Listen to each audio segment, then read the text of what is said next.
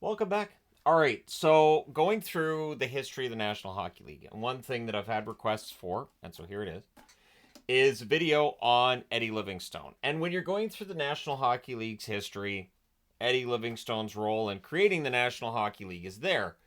Not in a constructive way, but more of in a he made everybody angry, so they had to create a new league to get rid of him kind of way. And I've done two videos on Eddie Livingstone. This is the last one I'm going to do. That's it. Because honestly, there's no more stones to be unturned, and I'm gonna be just repeating myself if I do another one. You will notice the wall of text on the board. I tried to get as much information on the board as possible. Again, looking back to the previous two videos I've done on the topic, far more sparse board overall. But anyways, Eddie Livingstone. So here's a Dwight Schrute magnet because why not? He's born in Toronto. He's the youngest of three kids. And he took to hockey right away. He played junior and intermediate hockey before he became a referee in the Ontario Hockey Association. So he absolutely had definitely a like for hockey and an attraction to hockey. And he was a successful manager of ice hockey and football at the Toronto Rugby and Athletics Association. Yep, that's what it is. It's ice hockey and football. So who knows? Maybe the CFL, maybe they were formed in part to get rid of Livingstone as well. I'm kidding, obviously. But he bought the Toronto Ontarios before the 1914-15 NHA season, and there were two Toronto teams at that stage, and proving that two Toronto teams can work. But that's a whole other discussion for a whole other time. So he buys the Toronto Ontarios, and right away he is rubbing the other owners the wrong way. They do not like Eddie Livingstone at all. There's no like for the man whatsoever. February 3rd of 1915, a match is lit with this result. The Wanderers are awarded a win by forfeit over the Toronto Shamrocks because George and Howard McNamara are at the bedside of their ill father. Now, the actual account that I've read is either they were at the bedside of their ill father or they had to attend their father's funeral. Either way, it's understandable they're not there. But at this time, hockey teams only have a handful of players. So two guys being away from the team means you can't put a full team on the ice. And so they had to give it up. They had to forfeit the game. Now, Livingstone gets Sam Lichtenhein, who is the owner of the Montreal Wanderers, to agree to make it up at a later date. Well, the Wanderers go on a little bit of a run, and when Livingstone demands to get that game done, rather than just the forfeit being there, Lichtenhein threatens to throw him out of the league. And so these two owners do not like each other, and the arguments between these two, I would think, dominated any league meetings. Just based on what I've read from back then and the accounts from back then, it was Livingstone and Lichtenhein. Lichtenhein was one that the other owners could handle and deal with, but Livingstone, the other owners did not like him. He bought the Blue Shirts before the 1915-16 season. So like I said, there were two Toronto teams. He bought the other one. And he decided, you know what? Kind of silly to have two Toronto teams. So he moves his Shamrocks players to the Blue Shirts, which upset the NHA owners because now he folds the Toronto Ontarios.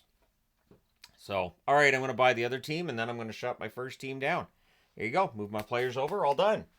So if an owner tried that now, the NHLPA would probably get involved, but also you'd have a commissioner come in and say you can't do that. Obviously, the NHA at this point is it's an amalgamation of owners, and it is not a great relationship between the owners in general.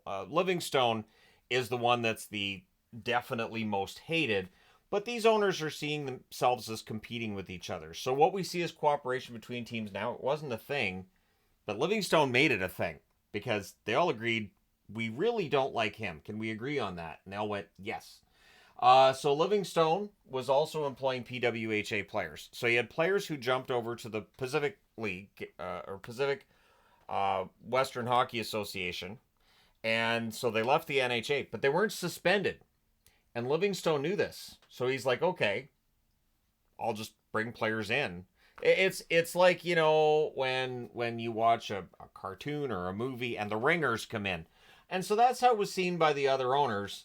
They weren't happy about it, that he brought in these players that were ringers, basically, and helped his team win, but it wasn't outside the rules. So again, If another owner did it, odds are they wouldn't have cared so much. But since it was Eddie, they really didn't like it and they thought it should be punished. So, Cy Denneny, who was owned by Toronto, and owned is pretty much how this was with hockey players at that time and pro athletes really in general. He wanted to play for the Senators. He's like, all right, I'll send you to the Senators, but I want Frank Nybor in return or $1,800. Eventually, that gets negotiated down to, I think it was $700. But again, the fact that this player wants to play for his hometown team, and he's like, all right, well, I want their best player. Nybor was a real star, and yeah, you're just ticking off the other owners where they're like, no. And then you negotiate it down. So, yeah. February 10th of 1917, the 228th Battalion is deployed overseas. And they had done well in the first half of the season, but now you're kind of stuck. And Livingstone had an idea. He's like, why don't we just take the teams that are remaining in the league? The battalion's out, so we'll just push them out.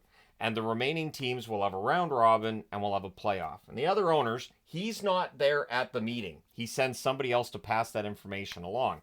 Big mistake by Livingstone. Because since he has such a horrible relationship with the other owners, he doesn't go to meetings in person. He just sends somebody else to give messages in his stead. And he's not going to these meetings. Why would he go to these meetings? Because it's important that you go. So he was of the mind that they were going to have this tournament. Instead, the owners say, why don't we dissolve Eddie's team? Because this is during World War II. There's not a lot of players to go around. So they're like, why don't we just dissolve Eddie's team and the rest of us can keep playing? Sure. So Livingstone, not going to the meeting, loses his team. His players are gone. But they'll return them though. Don't worry. We'll return them. Eddie Livingstone immediately sues the NHA. He's like, you guys, you can't do this. But keep in mind, he's suing the NHA. Haha. Suing the NHA. It's not the NHA anymore. Haha, Livingstone. So, he also wanted the Wanderers expulsed from the NHA for taking his players. Now, this has nothing to do, I would imagine, with his complete and total hatred, mutual hatred, with Lindenheim, the owner or Lichtenheim of the owner of the Wanderers. I'm sure that has nothing to do with it. And the NHA promised to return his players for the 1917-1918 season. And immediately we're like, okay, so we're not actually going to give him his players back, right? Like, clearly, there was no intention of working with Eddie again. The meeting they had without him where they decided, okay, the 228th Battalion being deployed to World War I, which at that point was just the Great War, this gives us an out. We can get rid of Eddie. We can get him out. And the experience they had without Livingstone for the rest of that season was pretty peaceful. Again, there might be somebody in your life that aggravates you, but think about that one you really, really can't stand. Spend some time alone in a room with that person, and then go back to the one that kind of irritates you. It's pleasant. It's pleasant. It really is. So the Sens, the Canadians, the Wanderers, and the Bulldogs all decided, you know what? We're the four teams. We're going to just suspend operations. If we don't play for the 1917-1918 season, Eddie Livingstone has the ice to himself. He can do whatever he wants. We are tired of dealing with him. Think about this. Imagine the National Hockey League coming out and saying, we're going to suspend operations for 31 teams because we can't stand dealing with, I don't know, Jeff Molson, as a for instance, right? There's Michael Andlauer. We can't stand him in Ottawa. We're just going to suspend operations for every single team, and Ottawa can have the ice to themselves for that season.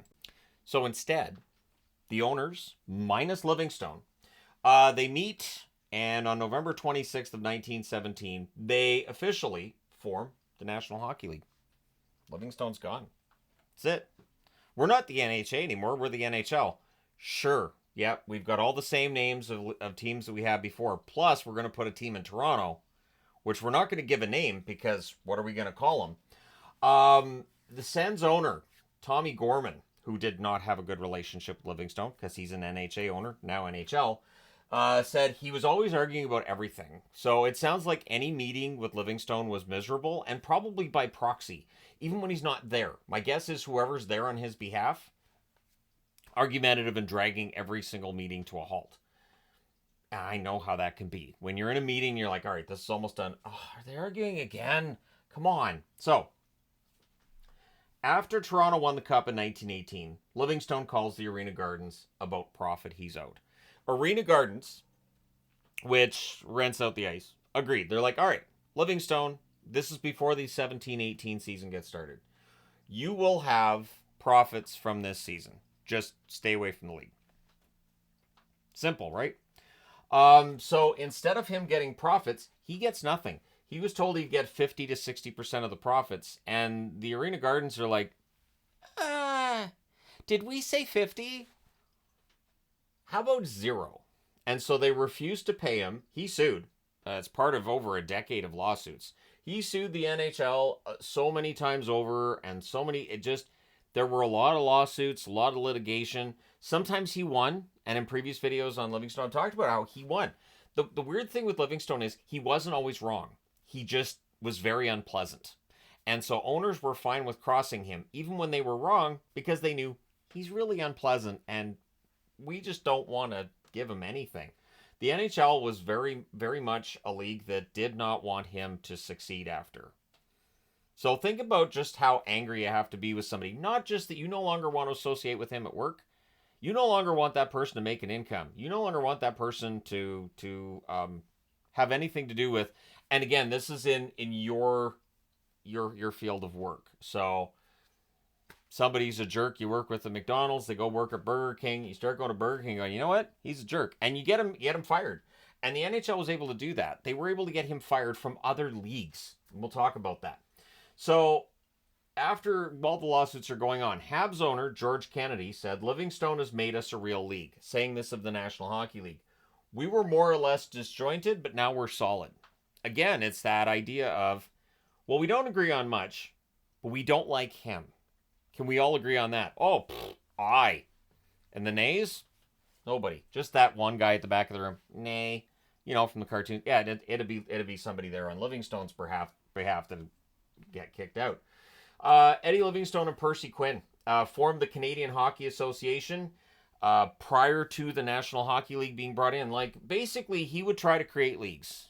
He did. He's like, I'll just create my own league. I'm going to create my own league. I'm going to have a rivalry. At one point, he tried to rent out all of the ice that the NHL used so the NHL wouldn't have anywhere to play. It didn't work, but he tried. George Kennedy, when asked about the Canadian Hockey Association, said, the league's a joke. He's right. They never took to the ice. It never started. For all of the discussions Livingstone had about, I'm going to create a new league, it never came through. In part because it's hard to start a league, and in part because the NHL would make sure it didn't happen. So he claimed to still own the Toronto players. He's like, I still own those guys in Toronto. And he would phone them, and he would get Percy Quinn to actually, send a wire to these guys, a letter saying, hey, you are still under contract with Eddie Livingstone. Don't you dare play. To which they would respond, he hasn't paid us for 2 years. How are we under contract? And then Quinn's response being, don't you dare, you're forbidden. And according to reports at the time, the captain of the Toronto Blue Shirts, now the Toronto no-name team, answered with something that was unprintable. So I'm guessing there were 2 words, and one started with F, and it wasn't flarn or phlegm or filth, but it was a filthy word, is my guess. That's my guess. I know it's over a century ago, but it's very to the point, it's very quick, and probably made the correspondence end right there. So he tried to prevent his players from playing in the NHL. Quinn was forbidding players from playing. Players ignored lawsuit threats. They were trying lawsuits. They were intimidating the players like, hey, we can make your life miserable. And the players are like, you didn't pay us. You didn't pay us, so we don't care. We are not going to listen. In 1926, Livingstone pivots. He decides, I'm going to look in the U.S. He had talked about the U.S. before. The NHL expands to the U.S. in part because they knew Livingstone was looking at the U.S. as a chance to make a lot of money. And the NHL wasn't disagreeing with them, but they were making sure he didn't make that money. So Livingstone buys a Chicago team in the American Hockey Association, which is one step below the NHL, right? So the idea, too, was to have a rival to the Chicago Blackhawks, even playing out of the Chicago Stadium, but he didn't pay the rent. So Chicago Stadium locks him out. And this is a problem, right? So Livingstone, not just a guy who is unpopular with owners, but he didn't pay his players in Toronto, and now he's not paying his rent in Chicago. So it's kind of hard to argue, well, I'm going to rival the NHL. You got to pay people first if you're going to, do that. When the AHA, the American Hockey Association, negotiates with the NHL, because they know we got to have some kind of an agreement between the two of us. These pro leagues, we got to coexist. The NHL was like, okay. But Frank Calder, who was the president of the NHL at the time, said, we'll do this, but that Eddie Livingstone guy, he owns your Chicago team. You got to get rid of him. So the AHA goes, all right, cool. And they got rid of him. He's expulsed. He is gone. He is out of the league. He's out of the AHA. Livingstone then tried to sell the AHA team, the Chicago Cardinals, and he was informed, you don't have anything to sell. We kicked you out. Your team is gone.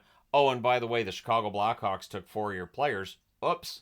And so he went after the Hawks because they were employing players that he argued were under contract with him. Again, he's not necessarily wrong.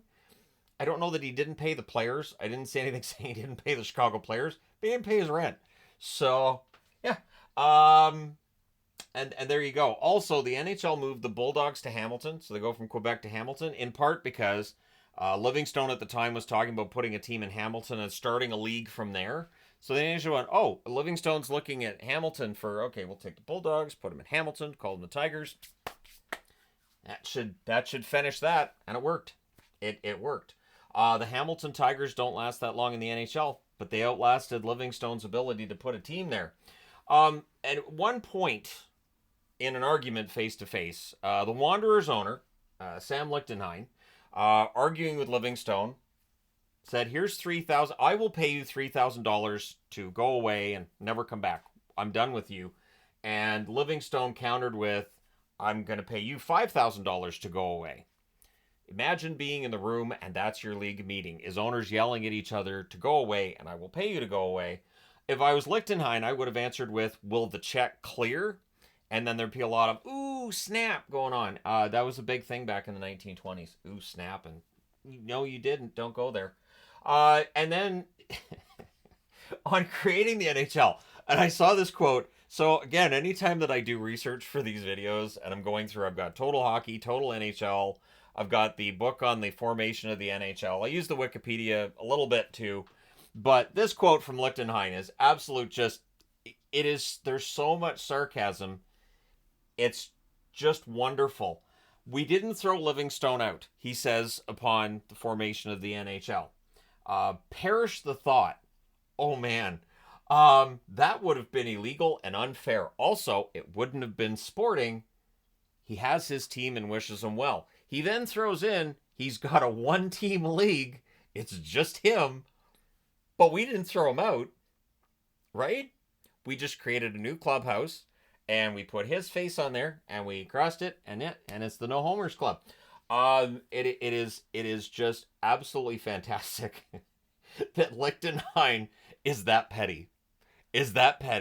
To throw that out there as a public quote, and it tells you the fact that none of the other owners came out and said that's a bit offside.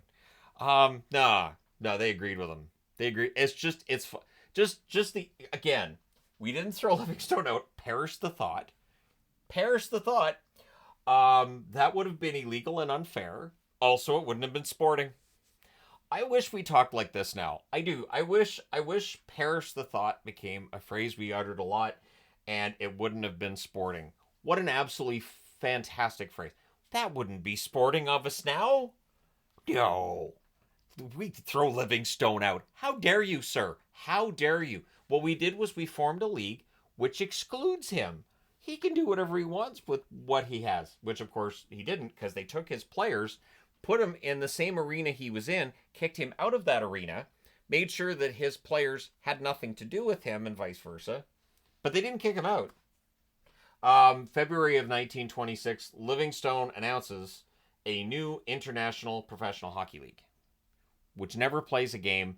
And that was just prior to him buying the Chicago Cardinals, the American Hockey Association team, which becomes a non-team because the NHL wants him out of the AHA. So he did try other rival leagues too. Like there's, I think, 3 different times he tried starting a rival league. And again, Percy Quinn, who was kind of well thought of, I guess, in the hockey world. Yeah, being associated with Livingstone means you're persona non grata. If you take Livingstone's side, you're not going to have anything to do with the NHL. You're gone. Which is why the AHA just throws him out. Because, like, okay, we can't have him here because the NHL doesn't want him. So, I will say this for him. He did eventually give up. 1929, he gave up on pro hockey and he coached the Toronto Victorias, which is a junior team. So he's a junior coach. You can't have drama there. Yes, you can. So the OHA ordered in November of 1933 that 3 of his players had to play with high school teams rather than his junior team. Guess how he responded to that? He charged it was deliberately done to him. I cannot prove that Frank Calder gave the league like $50 just to mess with him, but would I bet against it? No. He remained coach through the 1938-39 season. I think my favorite part of discussions with him is that, you know, they discuss the other owners as if they're his enemies and which ones he outlived. So that's how petty things got. And so when people talk about the NHL and how petty things can be now, and it can be at times, it is nothing compared to the formation of the National Hockey League and just Eddie Livingstone being the most reviled owner the league had. I'll say up until Ballard. I'll say that Ballard, when we look historically too, really the biggest problems for Livingstone, not paying rent is one, not paying his players is another, and just being a jerk. But there's been some owners that have done some stuff in the National Hockey League over the years, and so I wouldn't say Livingstone's the most egregiously bad owner in National Hockey League history, but the most reviled by other owners? Yeah, I think he has that. But there you go. My final video on Livingstone and that quote from Lichtenheim, just absolute perfection. I really want to bring back this kind of discussion. Perish the thought. That would have been illegal and unfair. Also, it wouldn't have been sporting. Just, oh my gosh. Sarcasm detectors broken everywhere. But let me know your thoughts in the comment section below as always. Don't forget to hit like and subscribe in the event that you've not done so already. And yeah, so Eddie Livingstone, and yes, I will add this to the playlist looking at the season by season history and of course the big stories. And this was a big story in the creation of the NHL. We would not have the National Hockey League if men didn't hate Eddie Livingstone. And this is why when people talk about the Toronto Arenas, that first NHL season as being an expansion team, yeah, it was his team. They just took his players, they took him out as an owner, and it's the same players. It's like how Utah's an expansion team this year. It's the same players, just except in that case, they've actually moved and changed. I would be surprised if they use the same sweaters. Like, here's just use your sweaters from last year. Just make sure it says on the back, no Livingstone. So there you go. But thank you guys so much for your support as always. I hope you found this entertaining as usual when I do an Eddie Livingstone video. I try to get as much information on there as possible, including a little bit that I haven't discussed in previous videos. But thank you guys so much for all your support. If you haven't already hit like and subscribe, please do. I will talk to you again soon.